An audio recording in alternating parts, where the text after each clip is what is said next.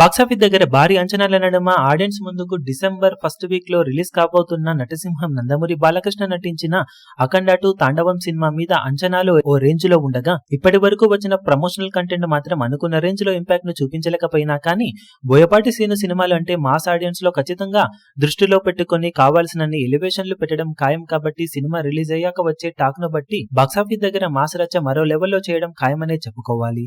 ఇక బిజినెస్ పరంగా కూడా అన్ని చోట్ల ఎక్సలెంట్ ఆఫర్స్ తో దుమ్ము లేపుతున్న ఈ సినిమా కన్నడలో ఓవరాల్ గా బిజినెస్ పరంగా సాలిడ్ గా జోరును చూపించింది. ఇయర్ మొదట్లో బాలయ్య చేసిన డాకు మహారాజ్ మూవీ 4.5 కోట్ల బిజినెస్ ఇక్కడ అందుకుంటే టోటల్ రన్ లో 3.8 కోట్ల రేంజ్ లో షేర్ ను సాధించింది. ఇప్పుడు మంచి అంచనాల నడుమ వస్తున్న అఖండ 2 మూవీకి కన్నడలో ఓవరాల్ గా 6.5 కోట్ల రేంజ్ లో వాల్యూ ప్రీ రిలీజ్ బిజినెస్ సొంతమైందని చెప్పాలి. ఇప్పుడు రెస్ట్ ఆఫ్ ఇండియాతో కలుపుకొని ఓవరాల్ గా 8 కోట్ల రేంజ్ లో వాల్యూ బిజినెస్ ను సినిమా సొంతం చేసుకున్నట్లు అంచనా.